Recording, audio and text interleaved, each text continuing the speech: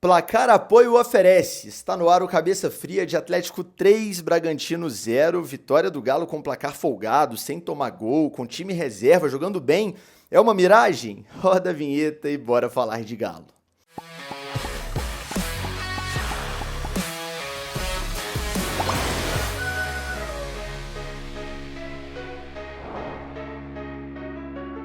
Tudo bem, pessoal? Um abraço para você que me acompanha em mais um vídeo aqui no canal do Frossar, mais uma edição do nosso Cabeça Fria, nossa análise de Atlético 3, Bragantino 0, uma vitória muito tranquila do Atlético, mesmo com o time reserva. Eu não consigo chamar esse time que jogou ontem de time misto, para mim é um time reserva com alguns poucos titulares. A gente vai analisar com bastante tranquilidade esse resultado muito importante, porque dá muita confiança para a guerra que a gente tem na quarta-feira contra o Fluminense pela Libertadores. Antes, agradecer aqui a parceria do Apoio Mineiro, nosso parceiraço. Olha que bonito esse letreiro aqui, chegou no nosso estúdio. O Placar Apoio é nosso parceiro nos conteúdos pré e pós-jogo, e claro, do outro lado tem a KTO e a Confiax. Ao longo do vídeo a gente vai passar os recados também desses parceiraços de sempre aqui do canal do Frossar. Peço a você que se inscreva no canal se não for inscrito, deixe o like nesse conteúdo, clique no botão hypar, porque ajuda demais caso ele apareça aí para você. Se inscreva no canal de cortes, tem muita resenha boa lá, o link está na descrição. E caso seja interessante para você, considere se tornar membro do canal, sócio do canal. É só clicar no botão seja membro aí embaixo do título, beleza? Bom, vamos lá. O Atlético foi a campo com um time, como eu disse, reserva. Na escalação teve Everson no gol, Mariano na direita, Lianco e Alonso na zaga, Rubens pela esquerda, uma dupla de volantes ali com Fausto Vera e Alan Franco, Igor Gomes era o meia, Palácios aberto na direita, a dupla de ataque com Cadu e Daverson. Essa era a escalação do Galo inicial, e quando sai uma escalação dessa, você não tem muita referência, né, porque é um time que não joga com frequência, para imaginar como que será o desenho tático desse time em campo. Era um time que, sem bola, marcava numa espécie de 4-4-2, né? Então o Rubens fazia ali a linha de 4 marcando pela esquerda, como faz o Arana também quando joga, com os dois zagueiros naturalmente, Alonso e Lianco, e o Mariano fechando como lateral direito, né? Quando o Atlético tinha a bola e saía jogando com 3, e o Rubens já espetava um pouco mais, porque é um jogador que tem uma condição física privilegiada e atacava o tempo inteiro, tanto que deu assistência, inclusive, para o primeiro gol do jogo. A gente vai falar bastante sobre o Rubens, mas antes só explicar um pouco mais esse desenho tático, né? Linha de 4 defendendo, a segunda linha de 4 tinha todo mundo ali, com exceção dos dois atacantes, então você tinha o Igor Gomes, os dois volantes, o Vera e o Franco, e mais o Palácios pela direita. Então era essa segunda linha de 4 de marcação, e o Cadu e o Daverson marcando um pouco mais à frente. Quando o Galo tinha a bola, aí virava uma espécie de 3-2-4-1. Né? Então você tinha uma saída com 3, Mariano, Lianco e Alonso, o Alonso mais pela esquerda, porque o Rubens já tinha espetado lá na frente, o Lianco como esse zagueiro mais central na construção e o Mariano pela direita, os dois volantes, por isso eu fiz esse, né, desenhei aqui como um 3-2-4-1, porque os dois volantes alinhados, né, não teve primeiro volante e segundo volante nesse jogo, eram realmente Vera e Franco lado a lado. Essa linha de 4 que eu coloquei antes do Daverson, porque o Cadu descia um pouco mais para buscar um pouco mais essa bola, né, armar um pouco mais o jogo de trás, era menos referência no ataque do que o Daverson. O Rubens fazia esse homem aberto pela esquerda, porque tem fôlego para isso. O Igor Gomes, mais perto dele ali, né, jogou centralizado, mas caindo um pouco mais para a esquerda. O próprio Cadu, né, descendo um pouquinho, ocupando esse espaço mais do meio para a direita, e o Palácios fechando essa linha de 4 armadores, vamos dizer assim, do time, de 4 jogadores que iam criar probabilidades de gol, o Palácios mais à direita e o Daverson como referência na frente. Era mais ou menos esse o desenho tático do Galo no início da partida. Pela direita, quem atacava a profundidade, né, tinha jogada de linha de fundo, era o próprio Palácios, naturalmente, que tinha o corredor para explorar e tinha também espaço para jogar por dentro. Impressionante como esse time do Bragantino deixa espaços, né? Eu até escrevi hoje na minha coluna em O Tempo, analisando também o jogo, que antigamente esse time do Bragantino jogava e deixava jogar. Era um time que jogava muito aberto, criava muita chance, era um time que pisava com muita gente na área, volantes entrando na área o tempo inteiro, laterais muito agudos, pontas rápidos, um time que chegava com muita gente, levava perigo, tinha sempre muita chance de gol, mas também se expunha atrás, era um jogo muito franco. Foi assim, por exemplo, no primeiro turno lá em Bragança Paulista, jogo que eu lembro bem, acompanhei de perto, foi até um jogo que o Cadu teve um dos gols anulados que ele teve na temporada, né? Agora, nesse de ontem, ele fez e valeu. Então, assim, era um time que era um jogo de trocação. Agora, até brinquei com isso lá no meu texto em O Tempo, é um time que só deixa jogar. Impressionante como caiu de produção esse time do Pedro Caixinha, né, do Bragantino. Um time que ofensivamente não tem mais aquele volume, aquela intensidade que já teve em outro momento, mas defensivamente segue sendo um time muito exposto. Então o Galo tinha muito espaço para criar. Pelos dois lados, como eu disse, o Palácios mais livre para jogar pela direita e o Rubens, como tem muito fôlego para voltar e fazer a linha de 4 quando o Atlético não tinha a bola, aparecia também na frente para jogar, tendo o reforço do Igor Gomes, que caiu um pouco mais para aquele lado pela esquerda. Então o Atlético tinha ali várias possibilidades. Ainda tinha a questão da marcação alta do Bragantino, né? Da bola longa, porque o Bragantino marcava com linha alta e você tem um jogador que é um pivô, que tem a própria opção da jogada da casquinha, né? Que pode ser aproveitada, como foi duas vezes. Uma saiu o gol do Palácio, que foi anulado, e a outra já no segundo tempo saiu o gol do Hulk, que valeu.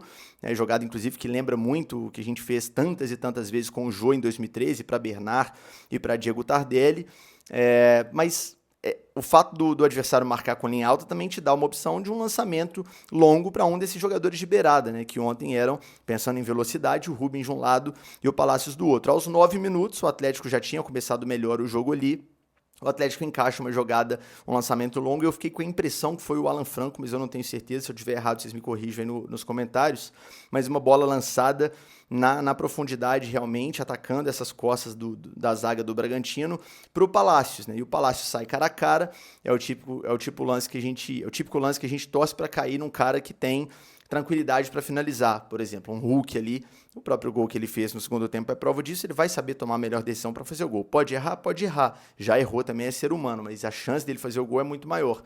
O Palácios, infelizmente, é um jogador que claramente não tem perna direita. Então, assim, ele foi lançado, saiu cara a cara, mas a bola estava mais pro pé direito dele do que pro pé esquerdo. E aí ele fica ali sem saber o que fazer e acaba finalizando de pé esquerdo sem nenhum perigo pro gol do Cleiton. Uma bola recuada, é quase um passe pro Cleiton. Ele estava cara a cara, mas faltou o recurso ali do pé direito. O Palácios é um jogador que tem qualidade, tem potencial, mas por enquanto é isso. Potencial para ser um jogador muito importante no futuro. Eu acho que ele ainda não tem condição nenhuma de ser, por exemplo, titular do Atlético. É para ser trabalhado como que ele é hoje, um jogador de elenco, um jogador que vai ter um espaço aqui e ali, uma opção, né, para alguns jogos, mas provou em alguns lances, entre eles esse lance do gol perdido, que não tem bola ainda para ser titular. Inclusive eu, particularmente, muito cá entre nós, né? Estou simplesmente falando aqui para um vídeo que vai para o ar e cá entre quem quiser, né? Mas eu prefiro o Alisson, acho um jogador um pouco mais completo do que o Palácios nesse momento, mas é claro, o Palácios é muito jovem, tem que ser trabalhado com muita tranquilidade, porque tem potencial para ser um bom jogador no futuro. Aos 11 minutos, o Bragantino teve uma finalização de fora da área, mas que não levou muito perigo. O Everson fez uma defesa segura. O Atlético tinha o jogo ali controlado, apesar de não ter gol até aquele momento. Estava 0-0 o jogo, mas não sofria muito perigo. E teve uma jogada ali aos 17, que para mim deixa claro ali de por que o Mariano, neste momento, para os jogos mais decisivos, infelizmente não pode ser uma opção, né? E eu tô falando isso aqui com muita honestidade, até porque eu tenho um elogio para fazer ao Mariano na sequência da análise desse lance. Mas é uma bola que vem do tiro de meta do Cleiton, e o Mariano deixa a bola quicar. Eu até achei que pela experiência ele não ia deixar aquela bola quicar. Ele deixa a bola quicar, o jogador do Bragantino, pontinha, agudo, consegue ganhar do Mariano ali aquela disputa e vai na linha de fundo, cruza para trás e é um lance de perigo que a zaga consegue cortar. É o típico jogo que a gente, claro, não vai puxar nada negativo, porque o time ganhou, jogou bem, ganhou por 3-0, mereceu vencer, produziu várias chances, perdeu pênalti, enfim. Mas, assim, esses lances, se você pensar esses lances, você vê por que realmente o Mariano tá numa reta final de carreira e é muito perigoso ter um cara como esse em jogos, principalmente contra adversários que têm jogadores muito agudos e muito fortes fisicamente, seja de força física, seja de velocidade. 2 lances do Mariano, os caras ganharam no corpo, na disputa, seja na velocidade, seja no corpo a corpo ali, conseguiram chegar com chance de perigo. Salvo engano, um em cada tempo, né? Teve esse lance Foi isso mesmo, um em cada tempo. Tô lembrando aqui visualmente como que eu vi cada um dos lances lá na arena. Um no primeiro tempo e um no segundo tempo, que o jogador também consegue ganhar ali a disputa corpo a corpo com o Mariano, invade a área.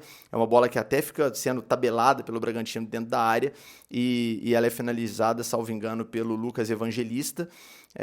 E pega no travessão, né? Você pode ver que esses dois lances, o primeiro no primeiro tempo a zaga do Galo consegue cortar e no segundo tempo a bola vai no travessão, foram lances com falhas do Mariano. Não viram lances essenciais no jogo porque ganhamos bem, mas são lances pra gente ficar de olho. O elogio eu fiz uma pergunta ao Mariano na zona mista sobre esse momento que ele não está jogando muito, né, com frequência, que ele claramente foi preterido lá no Rio de Janeiro para jogar o Bruno Fux, que é um zagueiro que jogou improvisado. Eu perguntei, pô, isso te chateia de alguma forma? Você vê com naturalidade? Ele deu uma resposta muito honesta, muito sincera, que entende o momento, que está ali para ajudar, que claro que quer jogar, como qualquer jogador quer jogar, mas que não vai fazer birrinha, que não vai ficar de beicinho porque não está jogando, né, que tenta ajudar da forma que pode, no vestiário, como experiência. E é assim que tem que ser, né? Me pareceu, na resposta, um jogador muito consciente do nível de desempenho que ele tem hoje, em todos os sentidos, principalmente físico, porque o Mariano, tecnicamente, é muito bom jogador.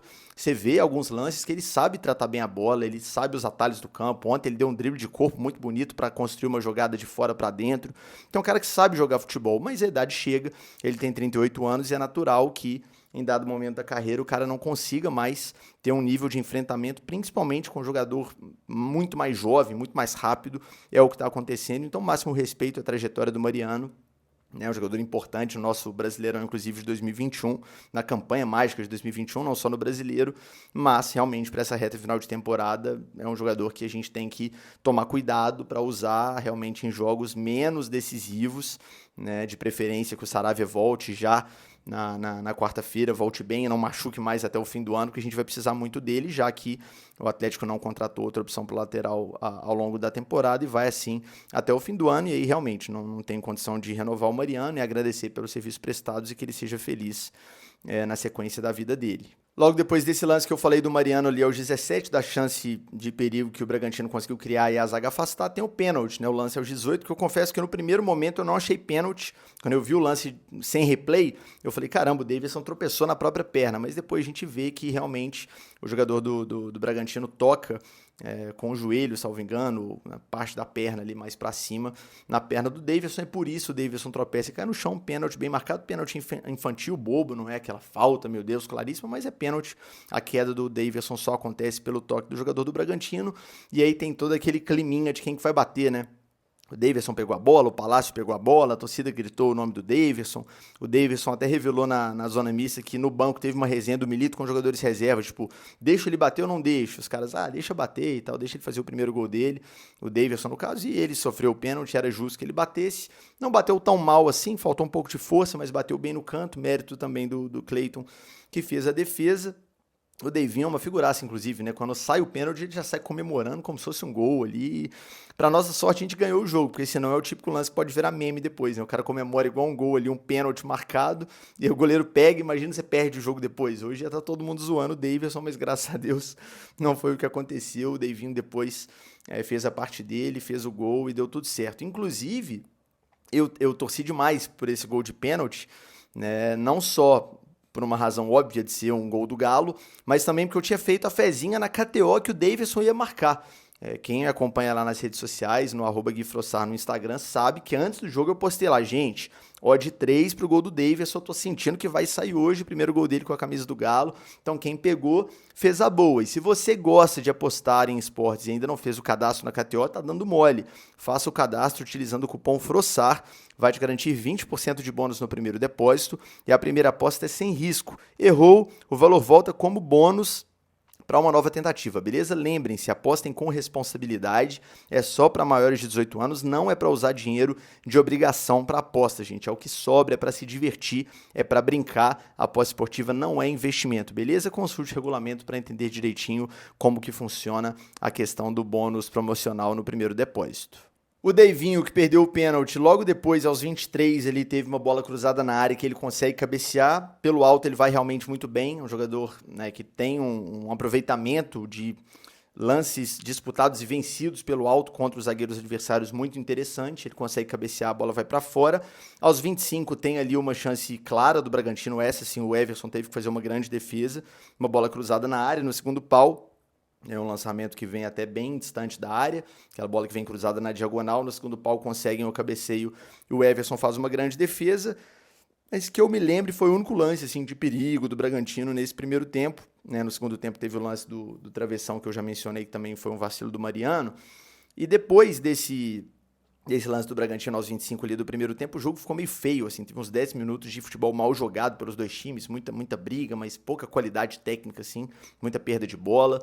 E na reta final do primeiro tempo, o Palácios teve outras duas chances, né? Teve um lance aos 36, que ele recebe pela esquerda, faz aquela jogadinha dele que é tradicional, né? Que é fazer a finta ali, dar uma pedalada, trazer para dentro para bater de pé esquerdo. O que a gente viu, ficou claro no lance do início do jogo que o pé direito dele realmente não é nada confiável.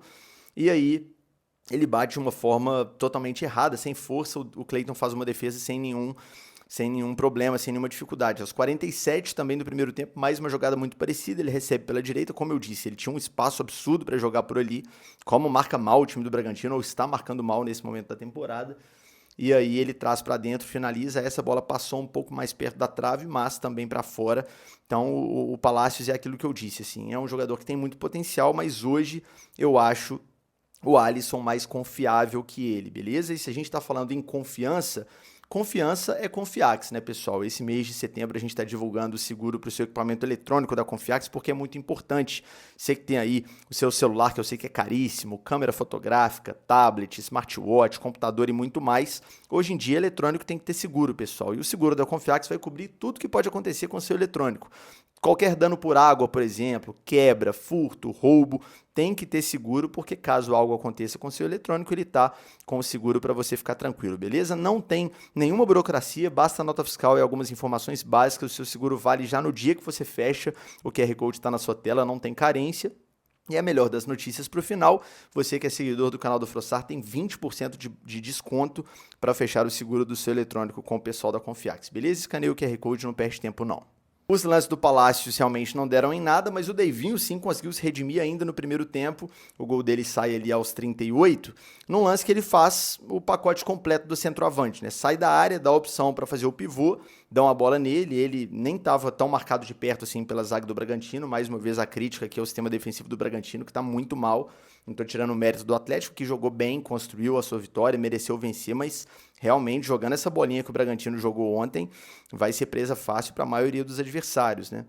Até o Pedro Caixinha ficou impaciente, nervoso ali na entrevista coletiva, falando que o time não demonstrou nenhum poder de reação depois que o Cleiton pegou o pênalti e que isso é um sintoma realmente preocupante, e é mesmo, mas aí problema deles, aqui a gente está para falar de Galo. Então Davidson fez certinho o pivô, deu a opção, recebeu, abriu para o Rubens, lá ele, tocou para o Rubens, melhor dizendo, e aí o Rubens fez um ótimo cruzamento, um ótimo passe, né? Aquele cruzamento bem no lugar que o atacante vai chegar, bem no ponto futuro, e o Davidson faz uma finalização que, assim, parece fácil, mas não é. É quase com um sem pulo ali, ele finaliza muito bem, firme, né? Uma finalização muito bonita do Davidson para fazer o primeiro gol, e aí o jeito do Davidson de comemorar, pedindo desculpa por ter perdido o pênalti, né? Ele falou na zona mista, eu sou um cara humilde, eu sei que eu chateei muita gente quando eu perdi o pênalti, por isso achei que tinha que pedir desculpa e tal. Figuraça, baita personagem, mas bom centroavante também, né? Não tinha feito ainda um ótimo jogo com a camisa do Galo, fez o primeiro.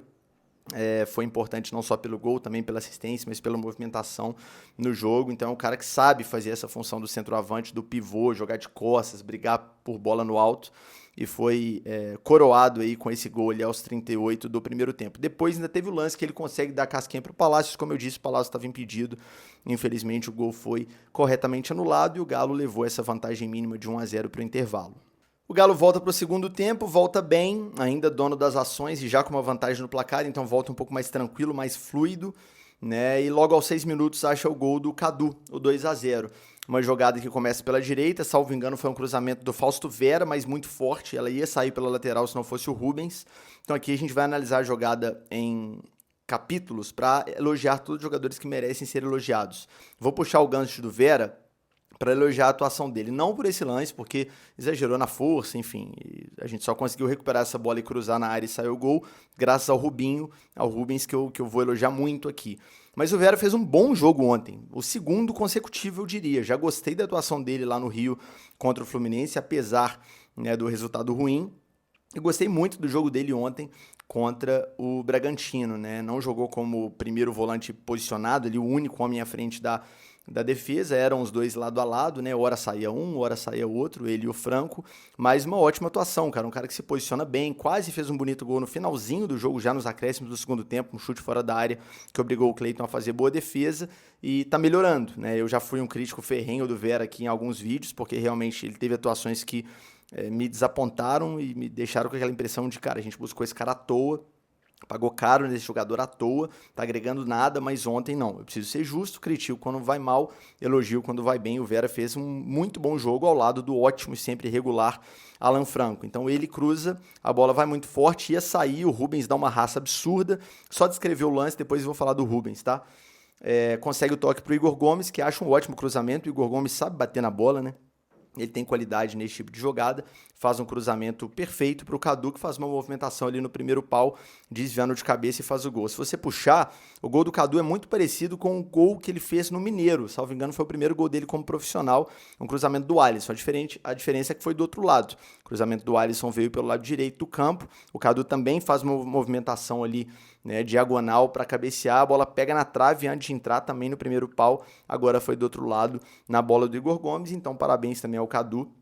É um jogador que certamente ouve muito, lê muito, né, nas redes sociais, torcedor xingando, torcedor é passional, é um cara que tem potencial para evoluir, ainda não é um jogador hoje para ameaçar a titularidade de ninguém, longe disso, é um cara para compor o grupo, mas não é um jogador para você queimar, falar que não presta, manda embora, porque já demonstrou sim algumas qualidades, é um cara inteligente, sabe abrir espaço para o outro atacante jogar, sabe jogar fora da área, tem bom passe, não é bagre como alguns dizem, e que bom que ele teve o gol validado, né? Porque ele já tinha 4 gols na temporada anulados, dá dó demais, e agora esse, enfim, valeu. E o destaque do lance, para mim, o maior destaque do lance é o Rubens, né? Sem tirar o mérito, obviamente, do Igor e do Cadu e do próprio Vera, que participou da jogada, mas o Rubens, cara, foi um lance para coroar, assim, a mais uma partidaça que ele fez.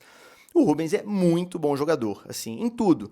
É bom marcador? É bom marcador. E é bom marcador na medida certa. É muito raçudo, não tira o pé de jeito nenhum.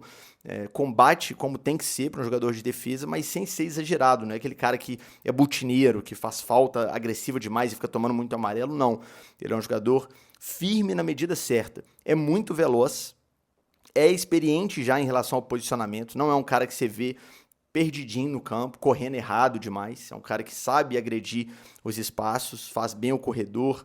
É mais o corredor, né? O Arana tem uma qualidade a mais que o Rubens para jogar por dentro. Eu digo quando joga como lateral para explorar espaços por dentro para construir. Não estou falando que o Rubens não pode jogar por dentro como meia, não, porque eu acho que pode. Vou chegar lá, inclusive. Mas o Rubens, pelo lado, explora muito bem o corredor, tanto na frente quanto voltando para marcar. Tempo inteiro que o Atlético precisava ter a linha de 4 bem montadinha, porque o Bragantino tentava criar, o Rubens já estava lá, então a condição física dele é realmente impressionante, muito raçudo, tem qualidade no cruzamento, como a gente viu na bola para o Daverson, e se precisar de um arremate, é um cara que sabe fazer também, porque foi meia na base, e era um meia que inclusive tinha um número interessante de gols. É um jogador completo, e eu sinceramente nesse momento não vejo por que não testar o Rubens em outra posição. Eu acho que considerar o Rubens só como reserva do Arana é muito pouco para ele, é um desperdício. O Rubens é um jogador muito interessante, que tem um histórico de jogar por dentro e, claro, a gente lembra no profissional dele jogando mais numa segunda linha, mas também pela esquerda, né, junto com o Arana, os dois jogando juntos e o Arana numa primeira linha e ele numa segunda linha mais à frente, mas por que não testar o Rubens, por exemplo, como o segundo homem de meio? Né, em algum jogo você pode fazer esse teste, ou em algum treino, né? O Rubens confidenciou na zona mista que ele nunca nem treinou com o Milito em outra posição, só treinou pela lateral realmente como um reserva do Arana. Eu acho pouco para o grande jogador que é o Rubens. Então assim, eu testaria ele até de 10 nesse momento da temporada que o Bernard não está jogando tão bem, que o Igor Gomes não é esse jogador tão confiável assim, de regular desempenho sempre, que te entrega gol, assistência para se manter como titular do time, que o Zarate está fora. Eu acho que até ali, como um meia mais avançado, você poderia testar o Rubens, como segundo volante você pode testar, como um ponta pela esquerda você pode testar, caso o Milito volte, por exemplo, a usar Paulinho e Hulk mais como dupla de ataque, você precisa de um cara mais agressivo pelo lado do campo, pode ser o Rubens nessa dobradinha com o Arana. Então assim, acho pouco pro Rubens ser só o reserva do Arana, e fica o elogio aqui pro jogadoraço que ele é e pra partidaça que ele fez e pela postura, né? Um cara que na zona mista demonstrou, olha, eu quero jogar, eu tô incomodado, não usou essas palavras, né? Eu tô falando a interpretação minha daquilo que ele disse. Eu quero jogar, eu tô incomodado, eu topo jogar junto com o Arana, eu topo jogar em outra posição, só quero jogar. E só que faz isso com respeito à hierarquia, com respeito ao treinador, entendendo que quem toma a decisão é o Milito e que a hora dele vai chegar, mas para mim tá passando da hora já. Então que o Milito ache uma solução, ganha bem para isso, para dar mais tempo de jogo pro Rubens, não só substituindo o Arana, né? Dando um jeito de encaixar os dois juntos no time, porque o Atlético ganha demais quando tem o Rubens em campo, em combatividade, em velocidade, em dinâmica, que é algo que o time perde um pouco quando não tem o Zarate, aquele cara que está em todos os lugares do campo.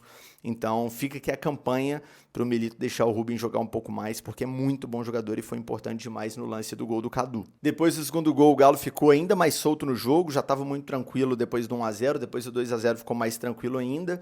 O Bragantino teve uma chance clara, que foi o lance que eu descrevi da falha do Mariano, ali aos 25, o Lucas Evangelista chutou, a bola pegou no travessão e eu fiquei até com a impressão no primeiro momento que tinha sido uma defesa do Everson, mas não foi, pegou no travessão e foi para a linha de fundo, e aí o Atlético ficou mais tranquilo no jogo até a reta final. Começaram a entrar alguns titulares até para dar um pouco mais de ritmo, não deixar os caras tanto tempo sem jogar. Entraram Bernard, Scarpa e Hulk, e depois entraram outros dois reservas para ter um tempinho de jogo também, o Paulo Vitor e o Allan Kardec. Detalhe do gol do Hulk, que só é um gol legal porque a bola vem do tiro de meta. Se fosse uma cobrança de falta, por exemplo, na defesa, o Everson batendo aquela bola, o Davinho ganhando de cabeça para o Hulk fazer o gol, estaria impedido o Daverson, porque o Daverson sai de trás do zagueiro, faz a movimentação, consegue casquinhar de cabeça, o Hulk sai cara a cara com o Cleiton, e aí toda a categoria dá no canto e sai para fazer a comemoração tradicional, beijinho, coração para vocês, ai credo, o Galão ganhou mais uma vez. Então assim, o Daverson estava em condição adiantada, mas a regra diz que a bola vem do tiro de meta, não tem impedimento, por isso o gol foi legal e foi dado normalmente pela arbitragem. 3-0 para o Galo, ficou muito tranquilo. Entraram, como eu disse, o Paulo Vitor e o Allan Kardec no jogo, e o Bragantino teria uma chance ali clara no finalzinho do jogo, foi uma falta que o juiz chegou a dar do Paulo Vitor, o VAR chamou para revisar um possível lance de pênalti, porque o lance ali foi em cima da linha,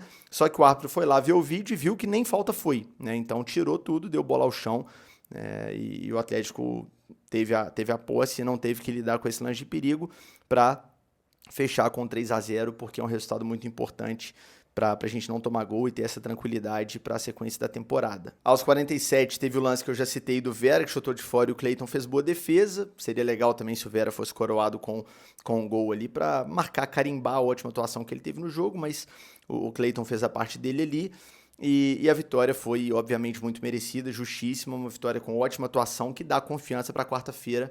Quarta-feira é o jogo da nossa vida, é guerra, estaremos na arena para buscar essa classificação no gogó, para ganhar do Mano Menezes, do Fluminense, do time inteiro do Thiago Silva, para ganhar do gramado, que deu uma ligeira melhorada, mas ainda tem muita areia, claramente não está nas condições ideais, da acústica que não é boa ainda, ganhar de tudo, assim, no gogó, na raça, no futebol bem jogado.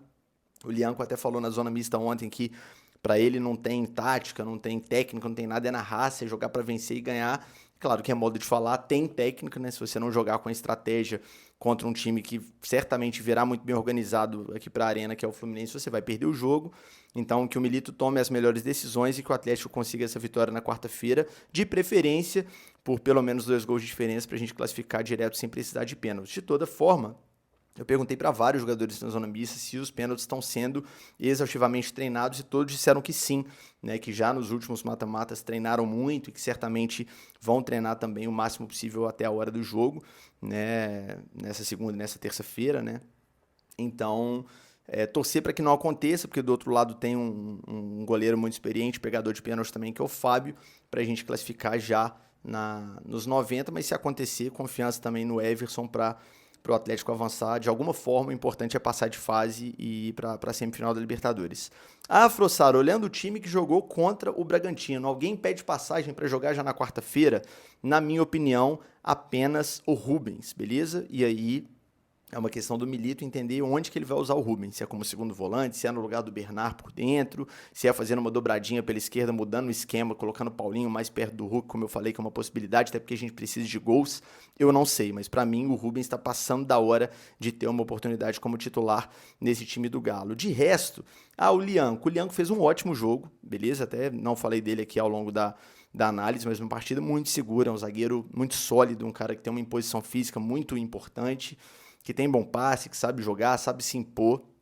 Ele está claramente incomodado com o banco de reservas e está tudo bem, desde que respeite o processo, né, que não atropele ninguém, que não fique querendo passar por cima de ninguém, está tudo bem. Ele falar que quer jogar mais, se sentir incomodado que está tendo chance só no time mesclado, reserva, faz parte. Mas desde que entenda, né, o processo, que foi algo que eu cobrei em outro vídeo, ontem na Zona Mista eu vi que ele entendeu, que ele entende, eu até fiz uma pergunta sobre isso para ele. A Zona Mista completa tá aí no canal, viu, pessoal, caso alguém não tenha visto. E ele falou, não, cara, eu entendo o processo e tal, mas eu quero jogar. E assim, eu, Guilherme, tendo todo mundo à disposição, considerando o Batalha zagueiro, neste momento da temporada ainda não tiraria o Batalha ou o Alonso para colocar o Lianco, tá? Será que colocar o Batalha como volante, colocar o Lianco fazendo dupla com o Alonso é uma possibilidade? Mas eu não vejo assim como algo que é escancarado, que tem que acontecer, como é a questão do Rubens. Para mim, o Rubens está escancarado que ele tem que jogar mais. O Lianco, eu acho que está na briga, está no bolo, tem o Fux ainda na equação, tem o Alonso e o Batalha, enfim. Tem muita gente para jogar num setor muito concorrido e o Batalha a gente sabe que é um jogador de muita confiança do Milito para jogar como zagueiro, né, para suportar, especialmente quando o adversário tem um centroavante ali que o time joga muito em função dele. Então não me surpreenderia, por exemplo, se na quarta-feira a gente tivesse o Franco e o Vera como volantes e o Batalha na zaga, de forma alguma. Seria algo absolutamente normal e vai depender muito da situação da nossa lateral direita, né, se o Saravia volta ou não. Ontem o Saravia comentou com colegas de imprensa que volta já na quarta. Né? Aquele papo informal ali de repórter e atleta antes do jogo, ali nos corredores da arena. E aí, volta quando? Volta no próximo jogo. Foi o que aconteceu. Mas hoje, segunda-feira, o Atlético divulgou os detalhes do treino e o Saravia ainda ficou na fisioterapia. Então, se ele for para o jogo, ele vai para o jogo com um treino. Ele vai ser liberado do DM, vai fazer um treino e vai jogar. Ou até nem esse treino inteiro. Né? Pode ser que nem consiga treinar amanhã, terça-feira, e vá para o jogo. Então, assim, seria arriscado, mas é um jogo realmente que vale o risco. Então, se tiver condição de ir para o jogo sem aquela possibilidade gigantesca de jogar e estourar de novo, aí tem que ir o Saravia, porque é o titular absoluto da posição com merecimento, um cara que faz uma temporada muito regular. Caso ele não dê conta, aí realmente é improvisar e aí cabe ao Milito escolher. Né? Franco na direita, acho improvável. Repetiu o Bruno Fux, né? Teve o lance lá que a gente tomou que foi para aquele lado, o gol lá no Maracanã. Tentar o Lian como lateral, não sei, desejo sorte ao Milito. Tomara que o Saravia tenha condição de ir para o jogo, porque seria um reforço muito importante, beleza?